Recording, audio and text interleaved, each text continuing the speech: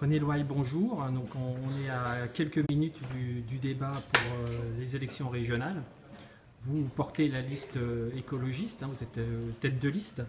Quel est votre état d'esprit à quelques minutes de ce débat avec quelques-uns des candidats? Écoutez, le débat d'abord il est très intéressant. Il faut absolument qu'on arrive à continuer à prolonger le débat dans les quelques jours qui nous restent et surtout porter des messages d'espoir pour la Bretagne. Et vous, quel va être votre grand message aujourd'hui? Deux grands messages. L'un sur la question économique, donc sociale. Il faut qu'on inverse la courbe de chômage. Et la deuxième, il faut que le territoire soit en capacité de prendre le relais de, j'espère, des décisions positives qui seront prises au niveau de la COP 21, c'est-à-dire la conférence mondiale sur le climat. C'est ici qu'il faut qu'on décide. D'accord. Et cette campagne, alors comment vous la sentez, vous, de votre côté? Il y a une dynamique, il n'y a pas trop de dynamique Elle a été difficile après le 13 novembre. Les événements du 13 novembre sont des événements lourds. Et donc, on a un peu perdu le fil des régionales pendant quelques jours. Mais le débat et les échanges que nous avons dans nos réunions partout sur le terrain ont repris et on espère avoir, des gens à aller voter et à vraiment porter un message d'espoir positif. D'accord, donc on va regarder un peu, c'est là que vous allez débattre. Alors on est dans le sein des saints, le studio de France 3. Il y a Anthony Masto qui a quelques mètres. Alors Anthony, prêt pour le débat? Vous avez affûté vos questions? On a essayé, ouais. On va essayer de faire un débat le plus intelligible et intelligent possible. Bon, donc tous les représentants ne sont pas là finalement. Il y a eu quelques absences. Qu'est-ce que vous en pensez de ces absences? Vous aviez l'air un peu déçu hier sur Twitter. Ouais, on est un peu déçus. C'est vrai qu'on aurait préféré un vrai débat avec les 5 têtes de liste, un vrai débat démocratique. Il n'y a pas beaucoup d'espace pour ça dans cette campagne. Et on regrette vraiment vivement que les principaux candidats soient pas là. Les deux principaux, en tout cas les deux qui dans les sondages sont donnés comme en tête, ne soient pas là. Alors comment ça va se passer sans tout raconter le déroulé de ce débat? Il va y avoir différentes séquences. Il va y avoir différentes séquences. L'idée, c'est de thématiser ce débat, c'est-à-dire que il y a les questions politiques, c'est sûr, mais c'est pas que ça. Il faut que le téléspectateur, à la fin de ce débat, ait pu avoir un peu la vision des grandes idées, des grands points de vue des différents candidats invités ici à ce débat. Et j'ai aperçu Romain Pasquier dans le couloir. On va avoir l'avis de Romain Pasquier et qui va nous dire qui a gagné au point peut-être à la fin du débat. C'est un petit peu l'idée, on verra. Est-ce qu'il va oser aller jusque-là, on verra bien. Mais en tout cas, il sera là à la fin de l'émission effectivement pour faire une analyse et débriefer ce débat. Merci Anthony Masto et bon débat. Merci. Alors je reviens vers vous. Donc Marc Le Fur a annoncé qu'il ne serait pas là aujourd'hui. Jean-Yves Le Drian n'est pas là aujourd'hui. Donc ils pratiquent tous les deux la politique de la chaise vide. Qu'est-ce que ça vous évoque? C'est une grande déception. Le si peu de temps de débat qu'on a, il faut absolument le respecter. C'est la démocratie qui est fragilisée. C'est vrai qu'aujourd'hui, des têtes de liste qui ne veulent pas confronter, c'est vraiment pas courageux à un moment aussi difficile. Très bien, je vous souhaite un bon débat et bonne préparation, bonne concentration pour les quelques minutes qui vous restent. Merci. À plus tard. Donc vous voyez, là vous êtes dans la préparation du débat. Le fameux studio. Donc on va se mettre en quête de candidats.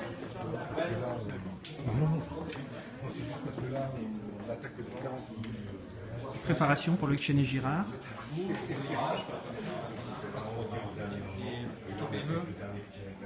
Pas seulement. Pas seulement. Et des gens qui commencent à dire il va falloir peut-être travailler plus de marque. Intéressant. Non, parce que le jour où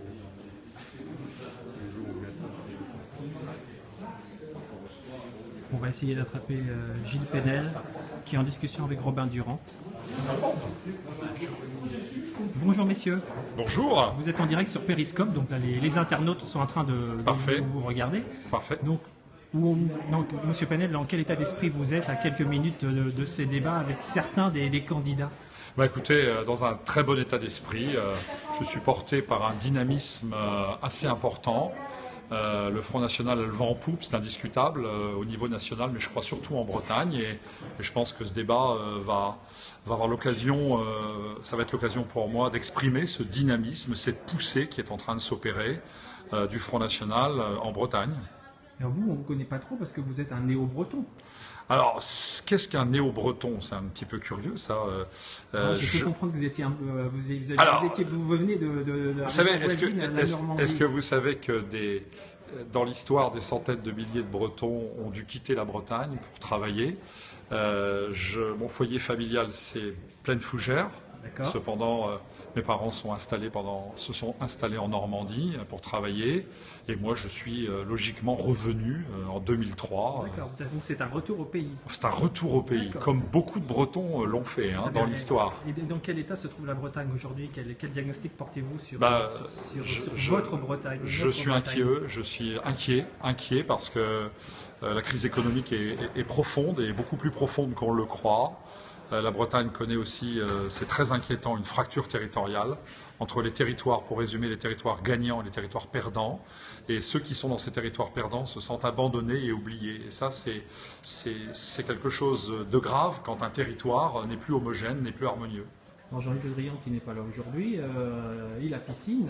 Hein, oui, il doit avoir piscine avec Monsieur Le Fur. Dit souvent qu'il ne faut pas opposer les territoires, il ne faut pas cliver, c'est peut-être ce que vous êtes en train de faire. Non, moi je pars d'un constat. Je pense que ceux qui ont clivé le territoire, ce sont les socialistes, qui ont sans cesse renforcé l'agglomération rennaise, qui ont voulu ce statut de métropole. Donc non, nous constatons une réalité, et nous l'entendons également sur le terrain. Nous n'opposons pas les territoires. Justement, tout mon programme, c'est de réduire ces déséquilibres. C'est de mettre que le Conseil régional, demain, fasse tout son possible pour aménager harmonieusement le territoire. Quelles sont vos plus grandes mesures, si vous devez me citer deux, trois mesures clés, si vous deveniez président de la région? On peut rêver. Oui, on peut rêver, mais ce n'est plus probablement un rêve aujourd'hui. Des gens y pensent. Alors je pense qu'il faut, une des premières choses, c'est réduire le budget de fonctionnement de la région et consacrer l'essentiel de l'argent à l'investissement. Il faut axer les aides économiques de la région, ça sera une de mes priorités, vers les TPE, PME, et particulièrement celles qui sont installées ou qui s'installeraient dans les territoires en déprise. Quel est le budget de la région Bretagne aujourd'hui? 1,4 milliard. Alors ça paraît beaucoup, cependant vous savez très bien que la région n'a pas de fiscalité propre, à part les cartes grises et la taxe sur les carburants, que je propose de baisser d'1 centime d'ailleurs. J'enverrai un signal fort aux chefs d'entreprise, à l'économie bretonne, en baissant d'1 centime cette taxe. Je la compenserai, ça fait à peu près 25 millions d'euros de moins de recettes, je compenserai cela par des sérieuses économies dans le fonctionnement. Alors je vous ai coupé dans votre propos, vous alliez m'annoncer une autre de vos mesures phares. Je pense qu'il faudra mettre tout l'accent sur la dramatique crise agricole qui touche la Bretagne. Je pense que le monde paysan, et au-delà du monde paysan, la ruralité en Bretagne, l'agroalimentaire en Bretagne souffre profondément. Si rien n'est fait, il y a des pans entiers de ces filières qui vont disparaître. Donc je pense que le Conseil régional devra, demain, c'est ce que propose le Front National, faire de ce dossier agricole et tous les emplois qui sont en amont et en aval de l'agriculture une priorité pour sauver, je dis bien sauver parce que nous en sommes là, ces filières agricoles et agroalimentaires. Très bien. Et qui est votre adversaire dans cette campagne? Qui est votre adversaire numéro 1? Alors l'adversaire numéro 1, c'est ceux qui portent la responsabilité de l'État de la Bretagne. C'est-à-dire que c'est pour moi à la fois le Parti Socialiste et l'UMP, l'ex-UMP, UDI. Ces gens font semblant de s'affronter sur les tribunes électorales, mais ils portent collégialement une grande responsabilité dans l'état de la Bretagne actuelle. Donc voilà mes adversaires, c'est ceux qui sont responsables des difficultés des Bretons. Bon, je ne vois pas vos gants de boxe. Vous n'avez pas prévu de gants de boxe pour le débat? Mais non, je n'ai pas de gants de boxe. Je suis quelqu'un qui respecte mes adversaires, ce qui n'est pas toujours le cas. Et je pense avoir mes arguments pour les affronter. Bon, on va vous écouter. Donc bonne concentration, bon débat. Merci. Et puis on verra dans les urnes ce que ça va donner dimanche prochain. Oui, merci beaucoup. Merci, monsieur Bledel. Au revoir. Merci. Donc on va se mettre en quête d'un autre candidat. J'ai aperçu Christian Troidec. Christian, ah ben voilà. Tiens, Christian, est-ce que vous pouvez vous rapprocher? Parce que c'est ici qu'il y a le réseau. Ah ouais, Christian, donc troisième candidat que l'on rencontre. Donc vous avez quitté votre Alors la lumière va être meilleure ici. Ah voilà, Christian Tradec dans la lumière. Vous avez quitté votre centre Bretagne pour monter à Rennes? Non, ne vous inquiétez pas, on voyage tout au long de l'année. On n'est pas, même si on est très attaché au centre Bretagne, on connaît bien notre Bretagne, mais là, chez nous, la Bretagne même est plus grande que pour les autres. Elle est à 5 départements avec Nantes. Donc vous voyez l'effort qu'on réalise, je dis ça en plaisantant, mais voilà, ici à Rennes pour un débat que chacun reconnaît aujourd'hui comme tronqué, mais bon, c'est ainsi. Alors pourquoi un débat tronqué? Donc pas de Le Drian, pas de Marc Le Fur. Oui, Le Drian, qu'est-ce que vous en pensez? Le PS et Jean-Yves Le Drian, on le sait déjà depuis plusieurs semaines, se moque totalement des gens et des Bretons. Donc, il savait très bien qu'au moment où il se déclarait candidat, qu'il y avait déjà un risque qu'il allait assumer en même temps ses fonctions de ministre de la Défense. Et puis voilà, est arrivé le drame qu'on connaît à Paris. Et il a dû se retrouver lui-même dans un sacré pétrin pour expliquer qu'il pouvait à la fois continuer à être ministre et en même temps candidat à la présidence de la région. Les explications alambiquées comme quoi il pourrait continuer à être ministre, mais candidat, mais sans faire campagne. Et peut-être un jour, s'il était élu, mais ça il faudra le voir dans quelques jours maintenant, s'il est élu président, qu'il pourrait être président sans présider. C'est quand même un cas de figure assez incroyable. Et puis en même temps, ce qu'on regrette aussi, c'est que Marc Le Fur ait eu la bêtise de lui emboîter le pas aujourd'hui et de ne pas non plus être présent. Je crois que c'est incompréhensible. Et c'est de la part des deux leaders aujourd'hui du PS et des sarkozystes, une grosse erreur, je crois, et surtout une forme de mépris à l'égard des Bretonnes et des Bretons. Je crois qu'il y avait un meeting avec Alain Juppé aussi du côté de Marc Le Fur. Ah, ça c'est son droit. Moi aussi j'ai des meetings, j'ai des rencontres aussi. Je vais même au match tout à l'heure à Guingamp, voir Guingamp-Reims. Donc voilà, chacun peut avoir ses propres obligations, mais il y a aussi un respect. Et le respect, c'est celui de débattre à la fois du bilan pour Jean-Yves Le Drian, qui est mauvais, à la fois en termes économiques, sociaux, de non-réunification, de non-ratification de la charte des langues minoritaires, et puis mauvais bilan aussi pour le conseiller régional sortant, qui est Jean-Yves Le Drian, où rien ne s'est passé en Bretagne durant ces dernières années. Hélas, le chômage qui a grandi de 89% de 2008 à 2015. Et puis de l'autre, Marc Le Fur, dont on sait aussi que les sarkozystes n'ont pas apporté même le mépris peut-être de Nicolas Sarkozy à l'égard des Bretons. Donc voilà, donc à nous de relever le défi, d'avoir un vrai projet pour la Bretagne. Une question, vous connaissez le nombre de chômeurs en Bretagne? Oh, la question n'est pas de savoir le nombre précis, parce que hélas, il augmente tous les jours. Mais c'est surtout le fait que quelqu'un qui est vice-président à l'économie, que chacun appelle aujourd'hui monsieur le remplaçant, parce qu'il s'agit bien du remplaçant de Jean-Yves Le Drian, questionner sur ce sujet et ne pas pouvoir, à 150 000 chômeurs près, excusez du peu, se tromper sur le chiffre, c'est assez dramatique. Mais ça montre bien aussi la manière dont le Parti Socialiste a géré cette région depuis plusieurs années. Et vous, qu'est-ce que vous pensez donc, de Loïc Chéné-Girard, justement, qui va débattre avec vous et qui sera peut-être le président de région par procuration, ou le futur vice-président de région? Qu'est-ce que vous pensez de ses qualités, de ses défauts? Il tient la route ou pas? Je crois qu'il est inconnu des Bretons déjà, donc puisqu'il n'a pas été officiellement installé en tant que tête de liste par le Parti Socialiste, les gens ne le connaissent pas. Mais chacun ici l'appelle déjà monsieur le remplaçant, puisqu'on sait que lui-même commence à se croire capable de pouvoir assumer cette fonction, ce dont moi je doute fortement. Le Drian nous aura fait 2 fois le coup, une première fois avec Massiot, et il veut nous faire 2e fois le coup avec monsieur le remplaçant Chéné-Girard aujourd'hui. C'est pas sérieux. Alors pour être positif, parce on vous reproche souvent, vous, d'être dans la critique, d'être à la limite poujadiste, c'est ce qu'on peut lire dans certains articles. Vous confondez avec mon rival et la vraie adversaire, parce que les autres sont que des concurrents. M. Penel, qui est du Front National, qui joue sur les peurs des gens, et d'autant plus depuis les attentats. Mais ici, au contraire, on est très constructeur. Moi, j'ai eu à résister. Qu'est-ce que vous proposez comme mesure, comme grande proposition phare pour faire avancer la Bretagne si vous siégez au Conseil régional de Bretagne? Moi, j'ai eu à lutter pour des choses qui nous ont été imposées. Je pense à l'hôpital de Carhaix, fermeture des services, maternité et chirurgie, on a résisté, heureusement. L'écotaxe, heureusement qu'on a résisté aussi avec les bonnets rouges pour faire en sorte que l'économie bretonne continue à essayer de bien se porter, même si elle souffre énormément. Et c'est bien aussi d'ailleurs là la priorité des priorités, parce qu'on construit la Bretagne de demain, faire en sorte que tous les gens qui innovent, qui créent, qui vont de l'avant, se trouvent confortés par la puissance publique, et la région doit être cette puissance publique qui accompagne les créateurs de demain. Donc faire en sorte que tout simplement sur un capital risque qui est celui du fonds de garantie qui pourra porter au capital des sociétés, adossé à un grand emprunt breton, qu'on ait les trésoreries nécessaires pour accompagner le développement des entreprises. Ça, c'est un vrai projet pour la Bretagne, et on croit à la capacité de la Bretagne de créer 100 nouveaux emplois dans les 5 ans à venir. Le TGV, c'est un gros poids dans le budget aujourd'hui. La marge de manœuvre est assez restreinte. Qu'est-ce que vous voulez faire sur ce dossier de la ligne grande vitesse? On nous a raconté que d'avoir des ministres bretons, c'était une chance pour pouvoir mieux négocier avec l'État. Excusez du peu. et c'est quasiment plus rien passé à la matière parce que on n'a pas réussi à réunifier la Bretagne parce que le Drian n'a pas mis à menace la possibilité de démissionner pour obtenir la réunification. Et sur la ligne grande vitesse, en tout cas, il dit que pour s'affranchir d'un Grand Ouest, mais pas pour permettre la réunification. En tout cas, il ne l'a pas fait. On l'aurait su. Et concernant la ligne grande vitesse, là aussi, il aurait dû mieux négocier avec l'État pour faire en sorte que le plan de financement soit plus favorable à la Bretagne, comme pour le numérique d'ailleurs, où ce sont les Bretons qui sont en train de payer eux-mêmes aujourd'hui des équipements qui reviennent de droit au reste des populations de l'Hexagone. Voilà, on voit que les ministres bretons n'ont pas pesé du tout et qu'au contraire même, ils ont peut-être desservi leur propre territoire. Christian Pradec, merci. Donc bon débat, on va vous écouter ferrailler avec les 3 autres candidats. Merci. À bientôt. Au revoir. Au revoir. Alors, on va se mettre en quête du 4e candidat, puisqu'il faut donner la parole à tout le monde. Alors, voir si Loïc Chenet-Girard est dans les parages. Donc, on rentre dans les studios.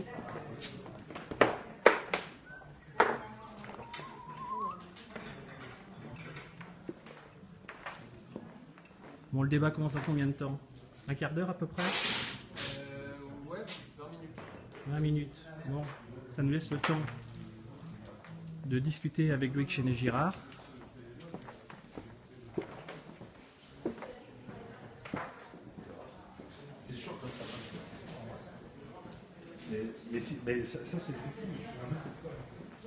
On approche du salon. Ah mais qui vois-je? Romain Pasquier, notre analyste politique. Donc Romain Pasquier, éminent politologue breton, voire plus. Alors Romain, qu'est-ce que vous pensez de cette campagne? On est à quelques minutes d'un débat. La campagne commence-t-elle enfin? J'espère. On a eu effectivement une campagne un peu cannibalisée, un peu réduite par les événements. On espère que les candidats vont nous révéler leurs projets, qu'ils vont nous construire un rêve breton. Voilà, c'est tout ce que j'espère de ce débat. Est-ce que c'est possible de construire un rêve breton avec un 1,3 milliard ou 1,4 milliard de budget? Non, mais ils vont nous expliquer comment démultiplier ce 1,3 milliard. Ils vont nous expliquer comment un esprit breton peut aller au-delà d'institutions un peu étroites, de budgets un peu étriqués. Je pense qu'il y a des possibilités, mais là, il faudrait une union régionale un peu plus forte, un peu moins de politique politicienne et un peu plus de Bretagne. Un phénomène nouveau dans cette campagne semble être la montée du Front National que les sondages annoncent à des niveaux très élevés, ce qui est nouveau, ce qui serait nouveau en Bretagne. Puisqu'à la dernière élection, le score du Front National avait même chuté. Oui, effectivement, là, le vote Front National, là, on voit bien que ça progresse très fortement. On avait déjà des indices avec le score de Marine Le Pen, des tours des 20%. C'est une nouvelle donne. Cette quadriangulaire rééquilibrerait un petit peu les forces et redonnerait un peu de suspense au second tour, on va dire. Parce que là, c'est plié. S'il y a une triangulaire, me semble-t-il que oui, c'est un peu plié en faveur de Jean-Yves Le Drian. Une quadriangulaire, effectivement, ça poserait la question des reports de vote plus difficiles et donc ça donnerait plus de chances à l'opposition. Donc on pourrait avoir un cas de figure, être le remplaçant de luxe, j'allais dire aujourd'hui. Comment ça se fait? Il est où le patron, monsieur Marot? Il était en campagne. Monsieur Le Drian ne vient pas. Monsieur Le Drian est à l'hôtel de Brienne. Donc vous avez la chance depuis quelques années, alors vous êtes un expert du budget, on vous entend souvent ferrailler sur le sujet. Quelle mesure de votre équipe, les Républicains et les centristes, si vous arrivez au pouvoir? Je pense que ça va être la formation pour l'emploi. Aujourd'hui, on a 25 000 emplois qui ne sont pas pourvus, donc nouvelles. Et puis deuxièmement, il faut absolument simplifier et être très réactif et libérer les énergies. Il y a trop de paperasse et le processus de... Qu'est-ce que Marc Le Fur va changer, son équipe, ça va changer par rapport à vraiment en préparation? Je vais chercher mon ingénieur du son. Je bouge pas. On va essayer de voir si Robin Durand... J'ai monsieur Marbeuf.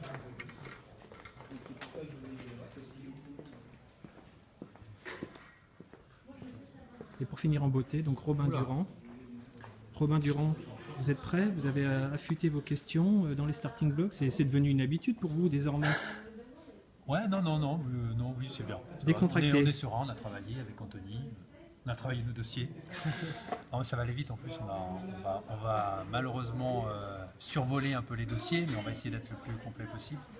Est-ce que vous attendez une foire d'empoigne?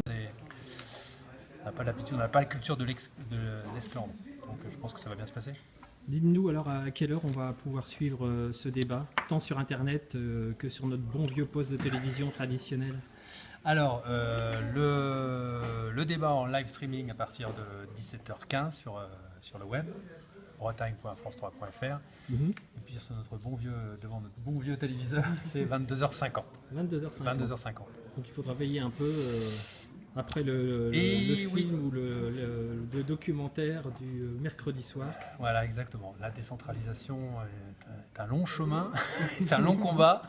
Donc 22h50. Une horaire un peu tardive, mais elle a au moins le mérite d'exister.